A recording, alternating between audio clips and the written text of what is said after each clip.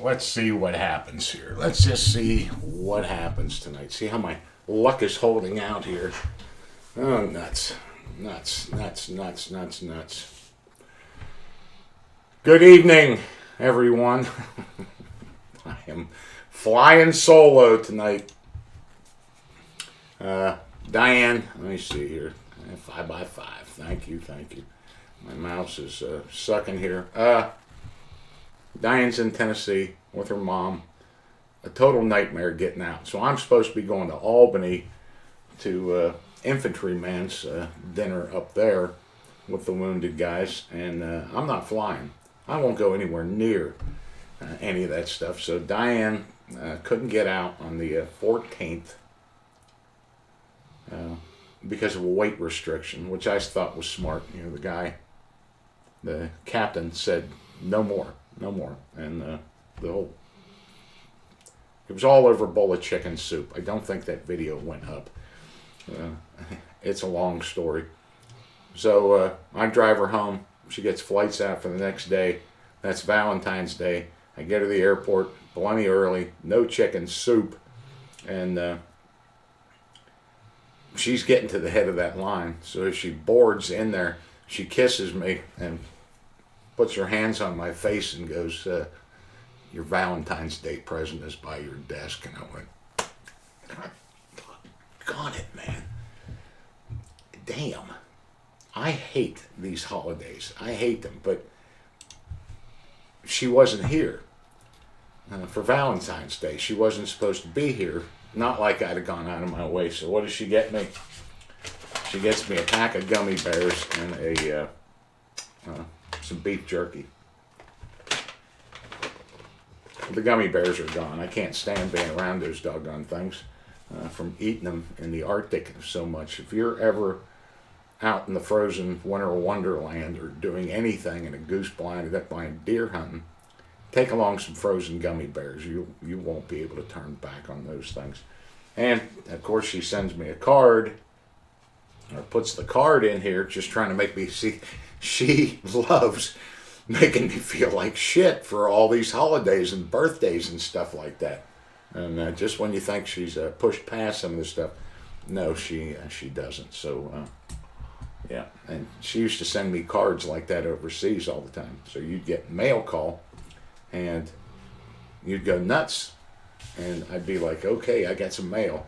Well, it'd be a card with a nothing in it, a little paragraph, I love you or something. I'm wanting to know what the hell's going on back at home. Quit sending me those goddamn cards. Write a letter. And that was well before all the email and stuff like that. Sunday, no, I think I scared Greg away from here tonight. Greg came over last night and stayed. And of course we boozed it up. I don't even know how we did it, but I got a great video of it. We cooked some chuck steaks. And chuck steaks are the steaks that Chuck sent up here. That I still had a few of these beautiful thick filet mignons. And I cooked a deer tenderloin and some potato. I don't know how we got it done, but I got the whole thing. I just got to put that together. No, I don't. Chuck. I didn't switch barbers. It's Jose, the Mexican guy. You can see behind me giving me the, I don't know what that is in Mexican, but I guess that's something good in the stupid video I did to say goodbye to Diane. That was my Valentine's Day gift to Diane. So I'm all involved with this gal in Florida. I have such a soft spot in my heart for the ladies that get duped by these phonies. I sometimes don't know what I get myself into sometimes, but I really can't say no. So I got my best guy on the website here, Tim, all over this dude. That's Wayne LeClaire. He's a terrible, disgusting, despicable, degenerate, old, decrepit phony who has got his hooks into her and his bullshit degrees from Rice University, that he's a therapist, and of course he's a Navy SEAL that killed 144 guys during Vietnam, and he never served in Vietnam. He was on a handful of ships. He got out as a bosun mate third class after 7, 8 years, something like that. Not even close to Vietnam. He got a National Defense Service Medal, and he got 2 Good Conduct Awards. And he has been dubbed an expert witness at her child custody thing, and he can't stand her. He'd do anything to screw her. So we're working together kind of hard on that one. I'm all over that. The Sasquatch guy, I can relive this dude. Me and Mad Dog went at it over that guy. And of course we'd had a few in us, but I had cut that video. The problem with the video is it's just total bullshit from start to finish. It's like 3 hours long. And I can hardly stand to even think about listening to it again. I could put it up in its entirety and let you guys just listen to that dribble and then put up who he is. And that might be the best way to go. But there is no, when I do things like that, when I did Wayne's, because I had his bullshit from the Veterans History Project, this other guy down there that I got the video of him. See, that stuff's easy, but when you drag on for that many hours and it's just endless lies that you try to pick apart and clip. Me and Mad Dog try to do it, and it melts your brain. I mean, there's no way to do it. So if you want me to, I can't do that video. I could pick out the vagina part in there, and I thought I was good to go and going for it. But that fucker is just impossible to get anything intelligent that you guys could follow. You can't follow it, and he doesn't drop that seal bomb until the very last minute. 3 hours of dribble before the idiot that did the video asks him about this whole, it's all about military firefights and gunfights and guys being attacked by these Sasquatches and teams of them searching for them and them killing women and children, the Sasquatches. And it's not till the end of the video that guy asked him, so what did you do in the military? And he says he was a SEAL at Team 4. And that was about it. But I know who the guy is because hell hath no fury as a woman scorned. And he does endless videos. And what I was trying to do is to get you voice comparisons. That you can hear this Sasquatch thing and then you hear, he was trying to get a TV show here in Maryland about Chesapeake Bay. He's a fisherman. Here. Right over. It's not far. Right across the bay. And the voice comparison, and you would compare it, and you absolutely go, yeah, that's him. That's that guy right there. But I don't know. Somebody help me out with it. I can't relive that fucking thing. What sounded like a good idea at the time, and the vagina thing, to chop that into anything that anybody could digest.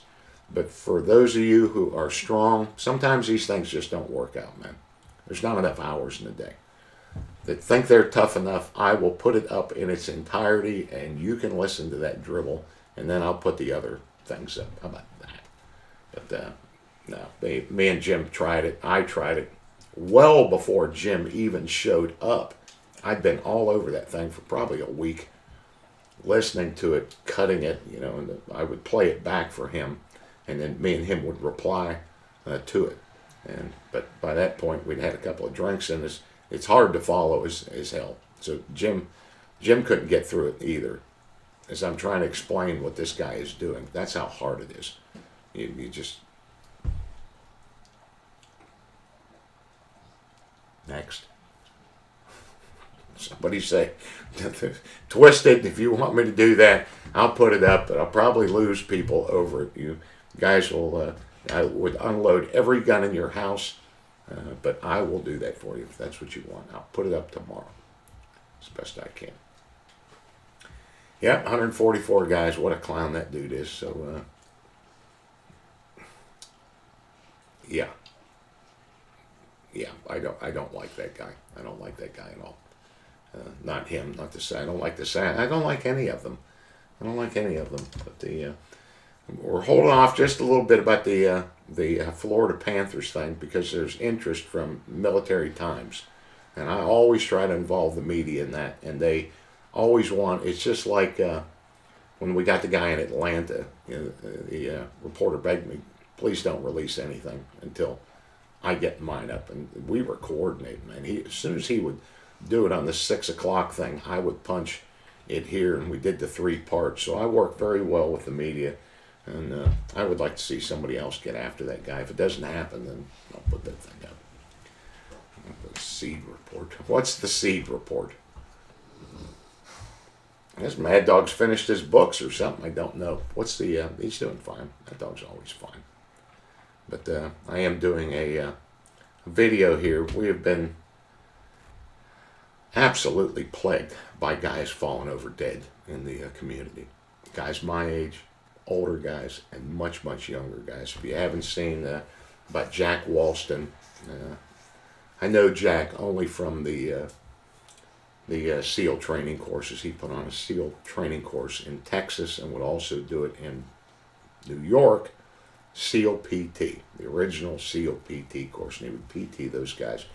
He graduated 188, class 188 in 92. So he was, he's younger than me, and he just, epitome of health. We really don't know what happened to him, but he fell over. And just a bunch of other guys, really young guys. And it ain't from combat. And the absolute, I gotta do this video. He was the absolute funniest SEAL I ever met. He was a Master Chief. He was a Vietnam vet. I knew him in the Philippines, and you just looked at him and started laughing. Absolutely hysterical. And I have video of him on The Family Feud with Richard Dawson. You get any kind of idea of what a character this dude is. And yeah, he's in full uniform with his trident on. So I got to put that together and pay a little tribute to him. Absolutely hysterical guy. And we used to do that back then. You know, SEAL calendars, SEALs in the media. You know, nobody gave a shit what you did. And had him on Family Feud. And we had another buddy of mine that went on the Wheel of Fortune. And he clapped like an idiot, just like this guy did, because that's what they tell you to do. And you're doing it. We ripped into him. But yeah, full dress uniform, Wheel of Fortune. Yep. Well, I'm going to put it up. See if you guys can swing it. If that's what you want, you do it. But it's endless. Maybe I'll just put a link up to it, and you can watch that. And then I will post his other videos that we have. We have endless, a bunch of them, and that would probably be the easiest way. I can post those up, and you can compare them. You can watch it here, and then you can watch the Bigfoot video on another screen, and you can compare back and forth. But yeah, dude, some things I think are a good idea, and they don't pan out sometimes. I can't take the moist Sasquatch vagina story anymore. So yeah, at least it sounds cool. Okay. I always say, what do you guys think? Oh, that's right. The Millet Report. What's the Millet Report? I got geese all over the damn place. They're out there right now eating in the impoundment because I get corn from Greg, and I can do it legally now, and I just dump corn in to print them. So they're out there having a great time. They're finishing off. They eat roots, shoots. They will get that. There's no millet left that they haven't eaten. They will get down there and eat those tubers and roots and all that stuff. They're having a great time, and I am overloaded with turkeys down here. I've never seen this many turkeys. I don't know how any of them survive. It takes a turkey 32 days to incubate its eggs. So that hen turkey has to find a secure location somewhere with all these raccoons, all these foxes, and now we're starting to look at coyotes getting close. And each day she lays one egg and she leaves. Next day she'll come back and she'll lay another one. She's going to do that for 8, 10, 12 times, a clutch of eggs that have not been found by any fun. Then she's got to sit on them for 32 days without being discovered. And that DNR buddy of mine says the worst thing are the crows. And I've seen it out here, how they find duck. They're uncanny of doing it getting and looking, getting and looking, getting. And when they find one, they'll just wait for her to get off of that thing, and they'll eat every one of those eggs. I don't know how the hell any of them survive. And then you're looking at little helpless peeps that can't even jump up into a bush to get away from things, that she has to lead through the woods and to find food and forage and get water, and it's amazing that any of them survive. But, yep. Yeah, the turkeys will get up there. They're not too big. They're big. A lot of shitting animals won't mess around with them. Even a fox sometimes won't even go near a turkey. Maybe a smaller hen, but no. Sea Duck Robert, there you go. Sea Duck Robert's getting the millet. Everything around here is good. I've got a nice plan for the impoundments. This is the last year of anything with a question mark down here. The impoundments were something new. I needed this 1 year to hunt them, to see what we would do, and I didn't hunt a single one of them. I didn't have to. It was everything came in nearby. We just had a really good season, but I had to see how to correctly utilize them. And I don't know if you remember the previous millet reports, I really struggled through that drought. And then I struggled getting water to flood the impoundments. So I've got 2 impoundments, smaller ones, that I'm going to take the water in the other, there's 1, 2, 3, 4, 5 impoundments. I'm going to take it out of 3 of them and put it into 2 of them and hold it like a swimming pool. And early September,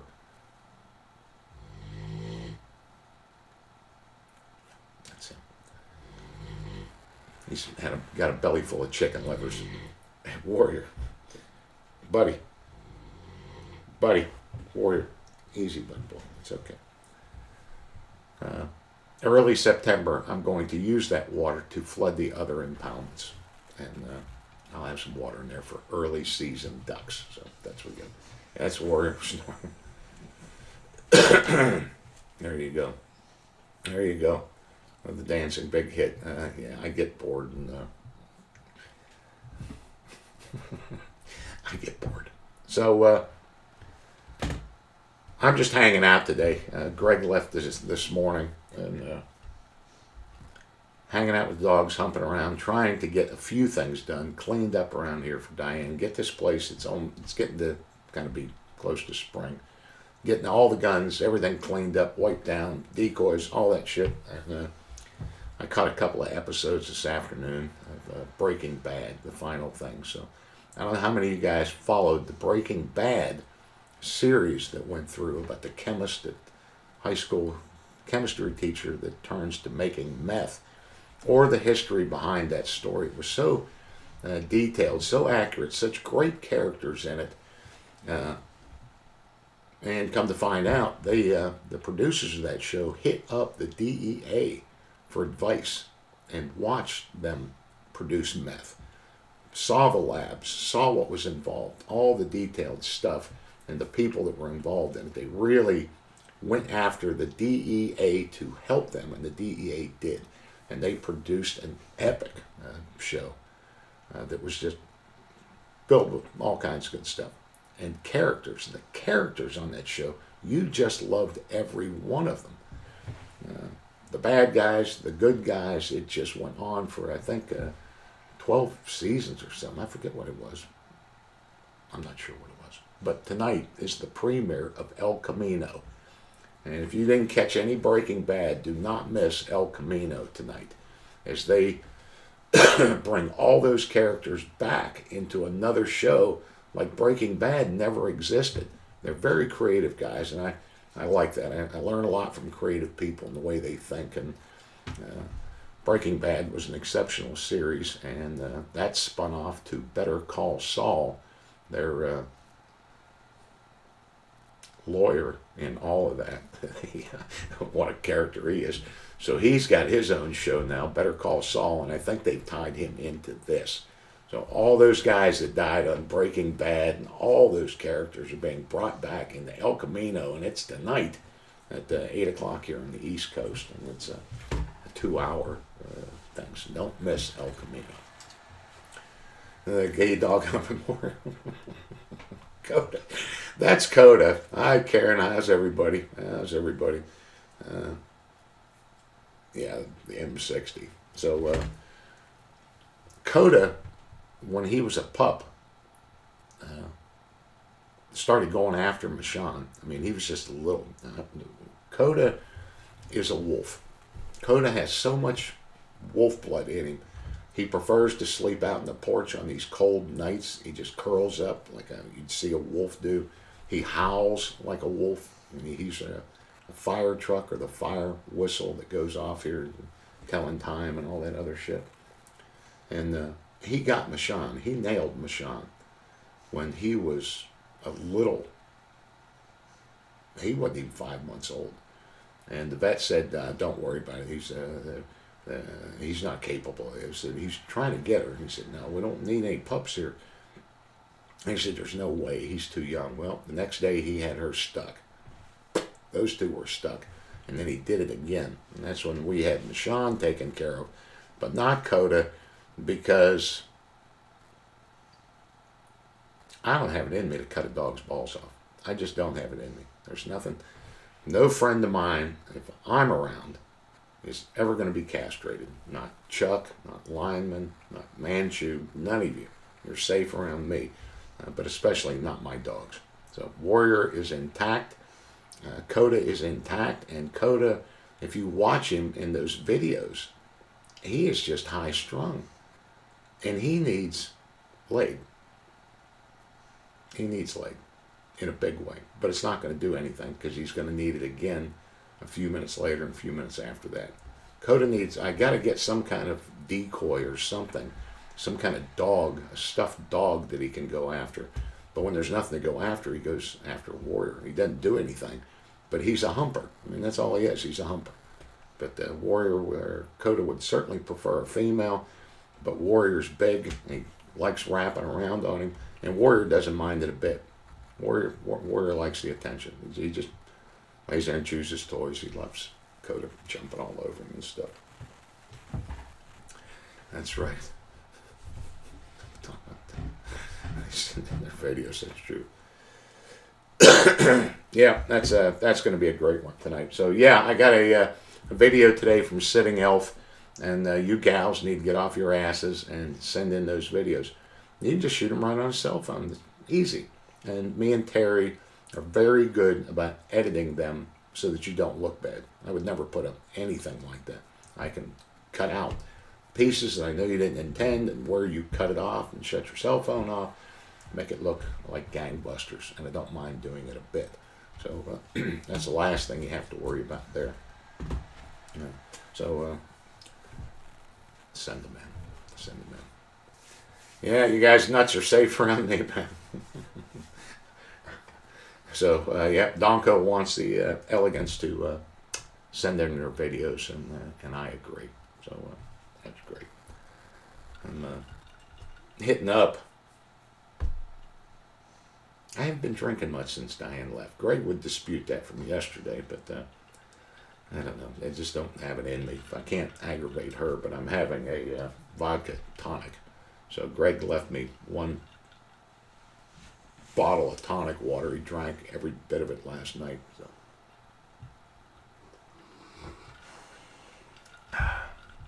And I have my three boys that are all intact. That's right. That's right. There's nothing good about that to a dog or a guy. I get it, but I wouldn't be able to look Warrior in the eyes if I had done that to him. There's an excellent, somebody will find it. There's an excellent picture that goes on the internet. It was a viral thing about a dog looking at his own nuts after he was castrated, looking down there at that empty. It was like a bulldog or something, looking down there and the look on his face like they're gone, man. I can't do it. I can't do it. That's just me. So, yeah. Uh-oh, it looks like there's something fluttering back there. Do my video and you get your pigs in the spring, that's great. Yeah. And Tuesday, Sitting Elf, make sure you check your mailbox later this week. Yeah, that's about all I'll do is go that far. I don't know how I got going to Albany, because I don't even hardly leave the property, but I'm going up there, and we're going to try every phony that I've got. See, all I got to do is check my email, and I type in Philadelphia, Manhattan, Omaha, anywhere, and I can always find those phonies in there. So they're out of the way. I don't know quite how we'll do it. Maybe one is coming down. There's actually a doorman in New York City, a parking lot attendant that I really want to talk to, but I don't know that I'm going to make that far up there and track that clown down. Easy, big boy. Easy, big boy. So I'll do my best, but my priority is to get up there to the Wounded Warrior event that Infantryman has got going on, hosting some of that stuff, and graciously invited me to speak. And I'm pretty funny. I'm not as funny as that Master Chief that just died. Some of my greatest memories are sitting in.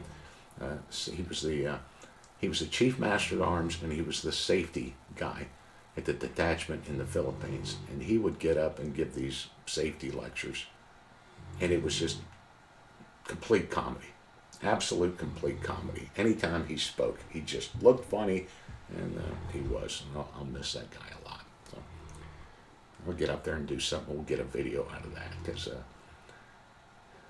yeah, most people don't want to follow me after I get off up there. I'll probably bomb the whole thing, but yeah, I tend to be a tough act to follow sometimes, because I got so many stories about phonies, and that's what I talk about. So, hey, but, warrior, it's okay. Hey, wake up, man. They're all three in here. They just follow me around. He follows me everywhere I go. Even if the other dogs are out doing something, he stays right there with me. He won't leave me, because I am the big fun. The other dogs have a great time. I take them in the car, and we do all kinds of stuff. Don't get me wrong, but they are nothing like Warrior. And yeah, I'm the big fun. I'm the guy with the guns. So there you go. I spent most of my time in Subic. We would deploy to Subic and drop off all our gear. And it's the same thing we did in Germany. Then we had another det in Macrohanish, where we would deploy as a team, drop our shit off, and then we would start. You'd go to Thailand, you'd go to Australia, you'd go here, work with these guys, do all that stuff, and the same thing that went on over there. But we had a detachment right in Subic at the naval base there, and I've been to Clark. I flew through Clark. And yeah, Clark Air Force Base up there. And I flew through trying to get to my first ship. And I'll never forget the reaction of the Filipino ladies of the night as they singled us out real quick. Clark Air Force Base is an Air Force base. And you know how Air Force guys are. They aren't the most masculine dudes around. And they would see the Navy guys with their beards and would go, oh, Navy dudes in town. So, yeah. Sorry, Air Force guys, but we still wore beards back then. Any real estate update? Nope, not a damn thing. Not a damn thing. Not a damn thing. I just, when Diane goes, I go all to shit. I don't get anything done. And but I've been checking. I don't know why I said that, because I just stay on these sites. I was on another one today. Hunting leases, hunting properties. Even if I lease it and not get it, but yeah, I'm all over. There you go. Along a Poe, Subic. Yeah.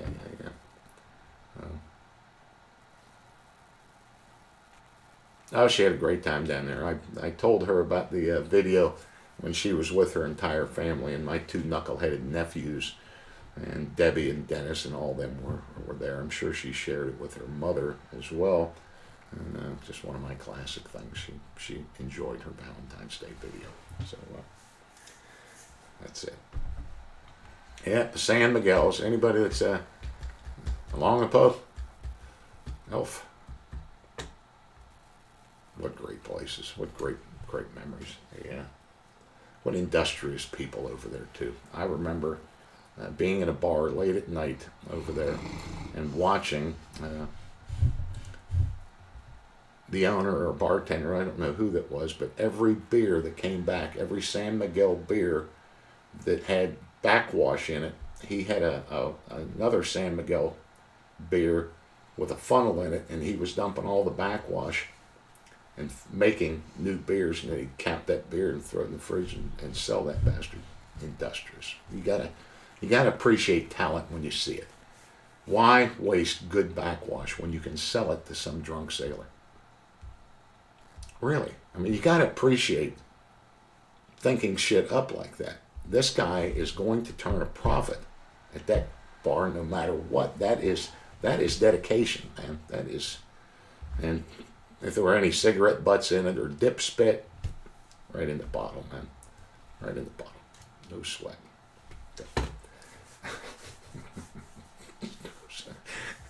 Yeah.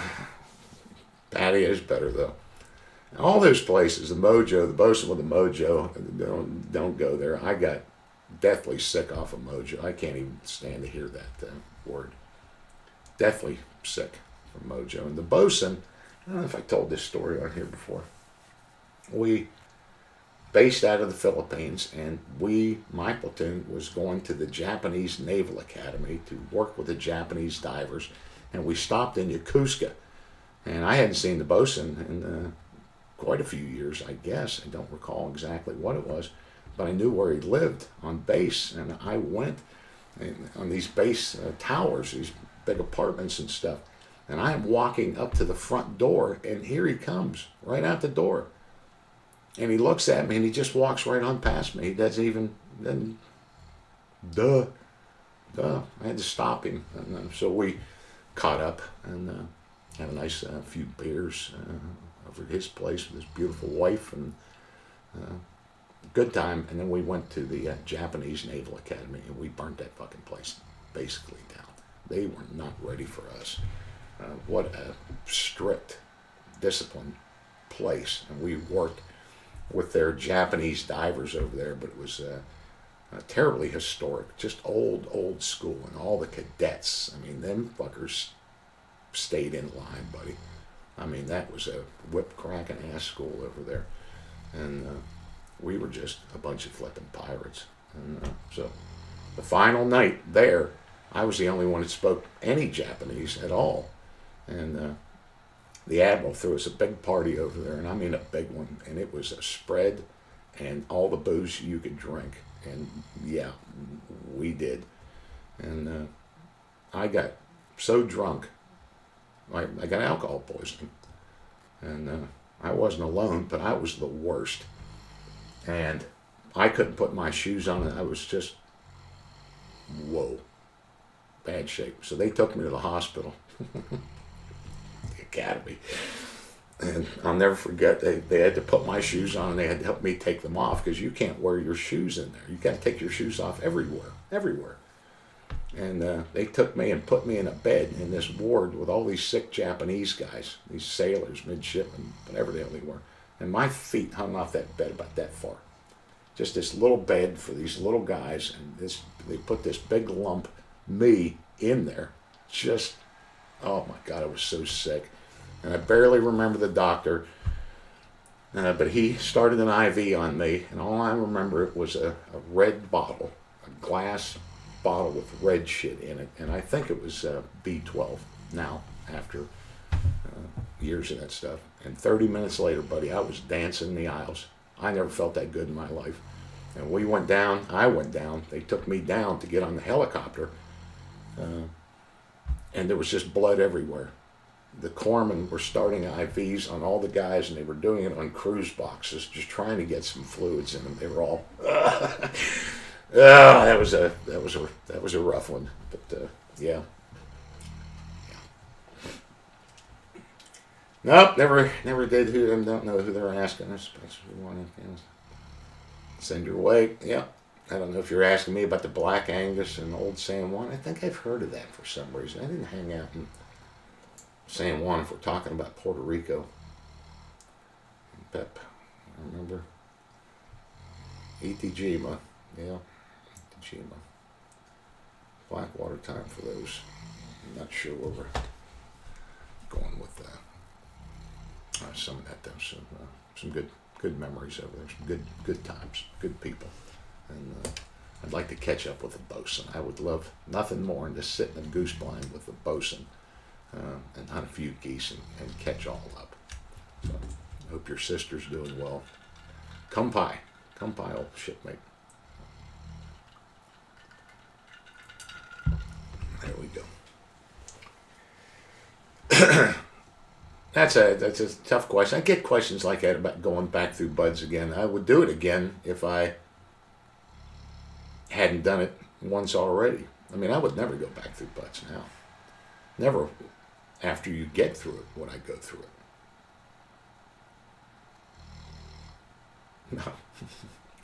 But if I didn't know, and I was just starting out as that, young 20-something, and I'd start, if I had to start the whole thing over again, yeah, I would do it again, sure. But no, I wouldn't want to spend a single minute there. I had a really good time. When you fit in there, it gets good, and I fit in there. That was a perfect fit for me, but a lot of pain, man, a lot of pain.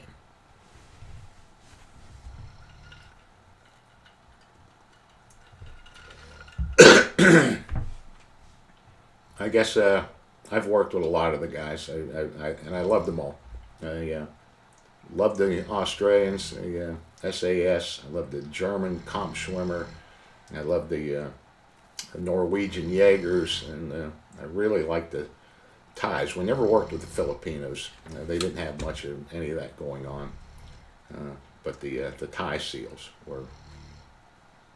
those fuckers were nuts. And when you went out with them, the only other time I experienced that was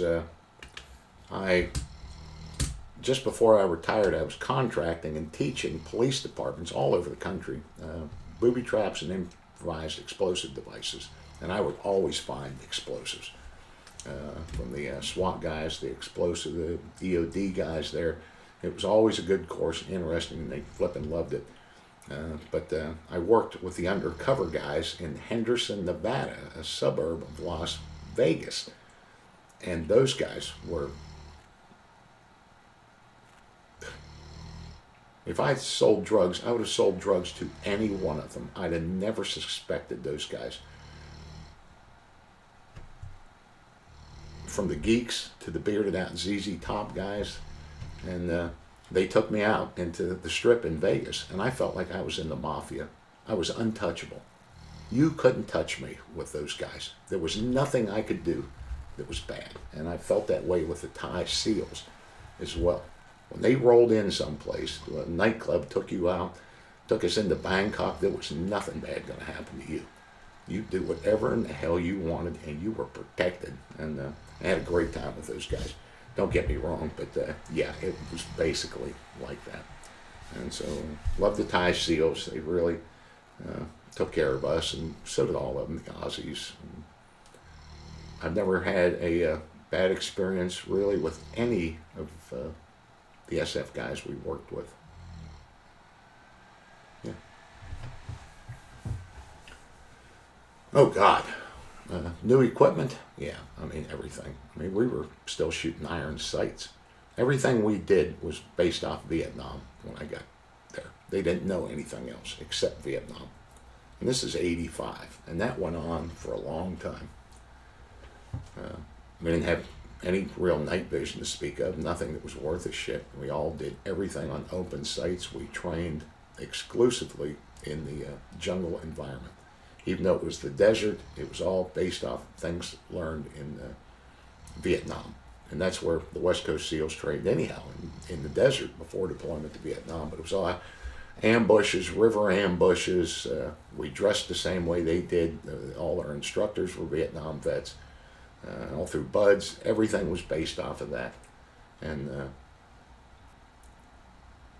really, I hate to say it because nobody was real wild about it, but when we joined SOCOM and they pulled everybody in, that's when the money started kind of flowing around, new technology, and these guys look like Jedi Knights with all that shit that they got, the lasers, the night vision, just it's crazy. We didn't have any of that shit. And we had to buy a lot of our own stuff. Even our food, the MREs were just coming out. They completely sucked. And we would buy food. On big long ops, we would go and buy these 5-gallon containers of water in the desert. And if you were out there for a few days, buy it at the grocery store and put it in your rucksack, along with canned peaches and peanut butter. I mean, we didn't rely a whole lot on that. You had to buy the shit yourself. So it was tough, but all our uniforms, boots, but it was really primitive stuff. I mean, you didn't have to buy any gear, any knives, any. I mean, you got a real loadout. When you get your loadout at SEAL Team, you're amazed. You're like, holy shit, look at this stuff. And then it got better. It got a lot better. And I was telling this dive story the other night that as SEALs, we didn't recreation dive. We didn't do any of that shit. When you're combat swimming, when you're attacking subs and shipping and stuff like that, you are in the nastiest, darkest, filthiest harbors, and it's just completely black. You're always doing it at night. You do it solely with an attack board that's just slightly illuminated. It's right up to your face to go. But every once in a while, we would do a wreck dive, and we did one in the Philippines, just out looking at clownfish and shit. And I looked over this shelf, this ledge, and I think it was about 30 feet down there. I just saw these monster antennas sticking out of that shelf doing this. It was a lobster, and they were long. I mean, long. And I saw groceries. If I was going down there, I was going down to eat something and not poke around and look at coral and take pictures and stupid shit. And I swam down. I dove so fast after that lobster that I blew a filling out of my teeth, and boy, my whole head blew up when I did that. But I was on a mission, and I reached down and I grabbed those big antennas and I pulled that flipping lobster out of that cave he was in, and that son of a bitch was about that big. That's all it was. He had 3-foot antennas, and he was the size of a shrimp. So, but yeah, I used to get a lot of lobsters. The only time I'd dive, I got aggressive at it, and I would free dive and spearfish. I did that with a German buddy of mine, a comp swimmer, and a French commando bear guy that was at Team 2, and lobsters and just every kind of seafood imaginable. And we would dive on a sunken ship in the Philippines, and the guys would go all through it. I told that story on here, the guys that died inside that thing, Glenn Hacker. They would work for weeks of getting something off in the hull of that ship. They would go, it was a big ship. They would go in there and they'd take any kind of brass, they'd take the helm, the old voice speakers that you propel through, anything, and they would work for sometimes weeks to get this one particular thing off, cutting and hacking before they ran out of air. But the whole side of that ship was covered in scallops. And I would take these bags down there and I'd plunk those scallops off and fill the bags up to the point where I'd have to take my life jacket off, inflate it, and get those scallops up to the surface, and then we'd just feed. We'd have a big feed. So I always liked that shit. Oh, that was the old Navy there. Yep, you're going to get a shot at me. So, yeah, stars like they would. And the starlight scopes, yeah, good stuff. But a lot of good memories. It was hard back then. It's not any easier for these guys, but the equipment is better. But with better equipment comes, you're still doing the same really, really hard stuff. And I was, where was I dealing with this? I've been dealing with so many of these flipping phonies. And it's this gal with, it's a long story, but I used that analogy to her of finding the easiest way to do a hard thing. People are faced with a big problem. There's only one solution, and that's a big one. And you'd be wrong about that. You've got to look at that thing. And we were so good at it collectively as platoon looking at some of these insane things and figuring out a way to do that when others could not do it. And we'd always find a way. And it was hard, it sucked, but we'd always get it done. And that's where you try to find the easiest way to do a hard thing. What is the easiest way to do this? Easiest way. Most people can't see that. When faced with a big problem, it's got to be a big solution, and it does not have to be if you just sit back. And that's where me and Diane work really well together. She's got that same mindset. So, yeah, square needle shit. Japanese ones are huge. It's the same thing there. The Black Angus. I think that was a whorehouse, wasn't it? That's what the Black Angus was. I never made it up there. But the guys used to go up there all the time. They would get a helicopter and cast off the beaches at San Juan, swim ashore, get a hotel room. The helo would pick them up, you know, late Sunday or something, get them back by our base in Puerto Rico. I had a good time on that base in Puerto Rico. We used to get mangoes. The officers had them. You'd have to go up to officers' country and steal the mangoes off of the trees, and then I'd buy a blender, and we'd get all the ice, and the rum was out of control, and we would just grind the mangoes up and drink those things till the sun come up.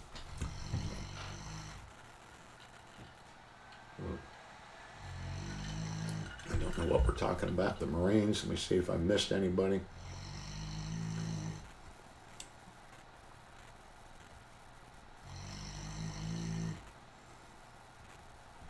I don't know. I think we're good there. Anybody else got anything? Buddy. Lily, salt and pepper. I don't know. Warrior. Hey. Buddy. Gay Coda is up. Come on, get up here, buddy. Get up here, big boy. Oh man, somebody called you gay. Somebody called my little buddy gay guy. He just needs a jerk. He just needs some scooch. He needs a girlfriend out here.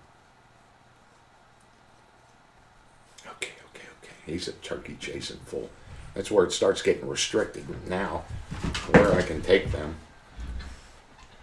Because if he wins one, I mean, he's got you can tell how many turkeys are here because you see them all go straight up in the air when the Coda gets after him, deer, whatever. And, yeah.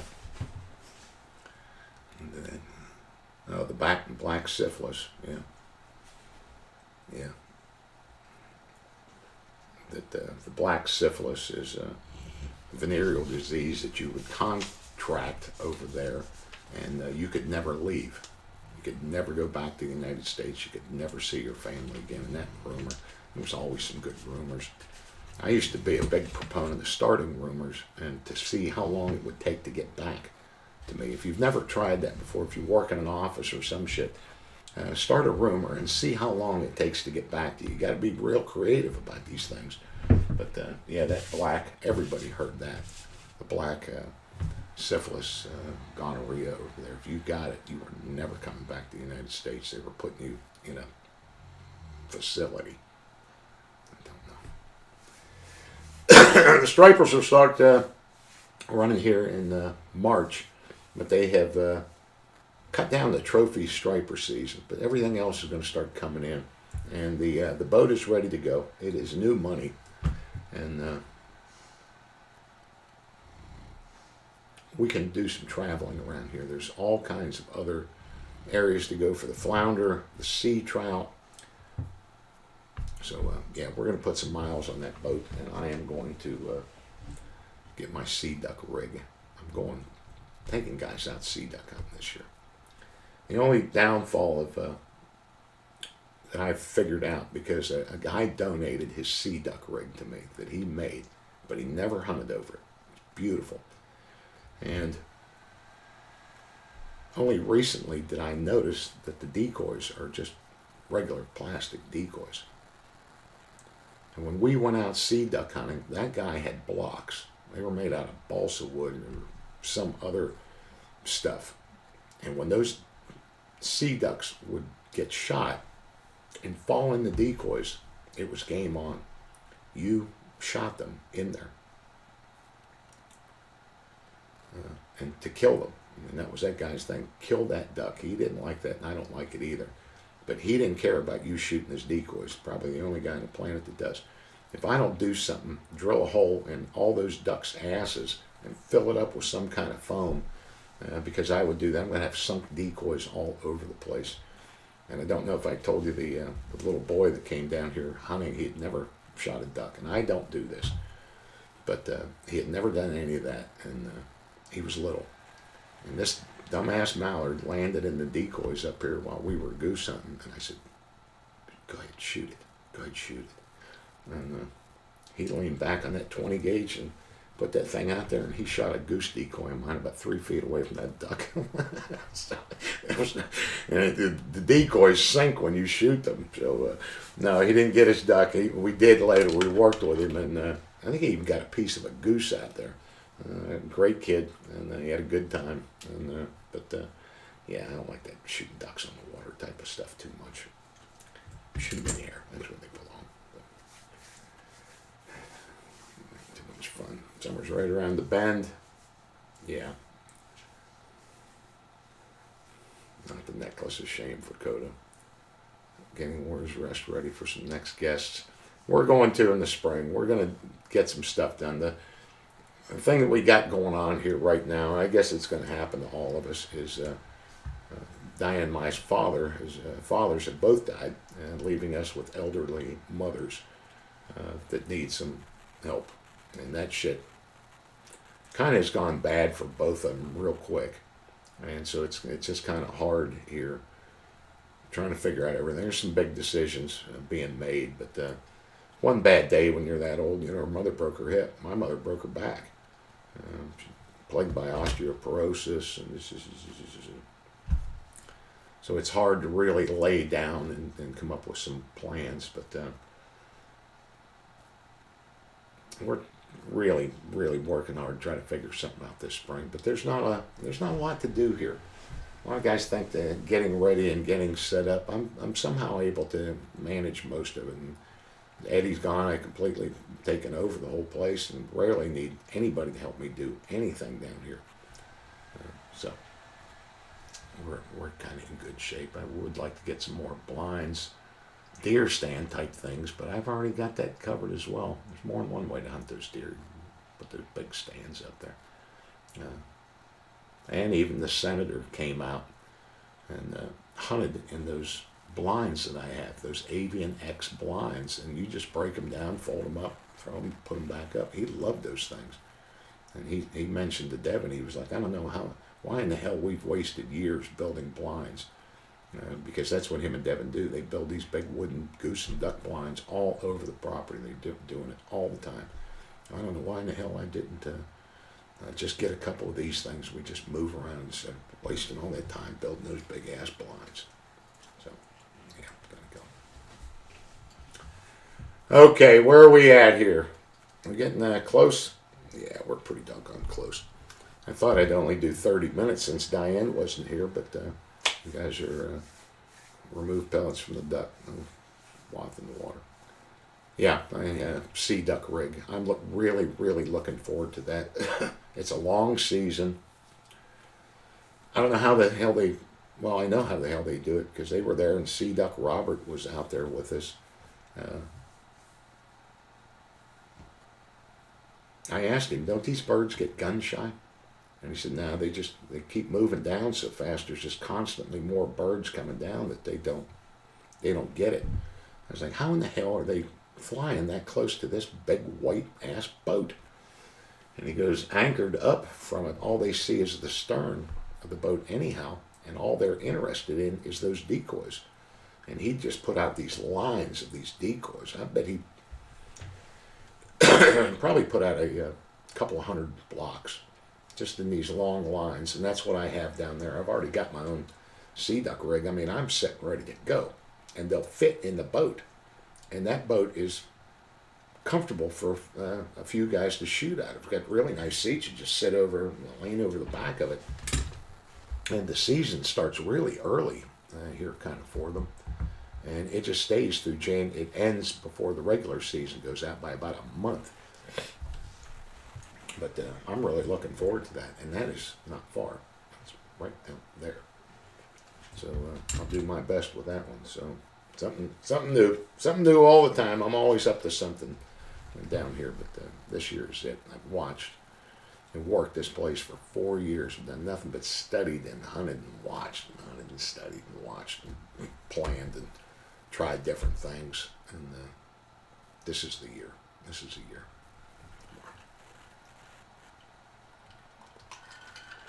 All right.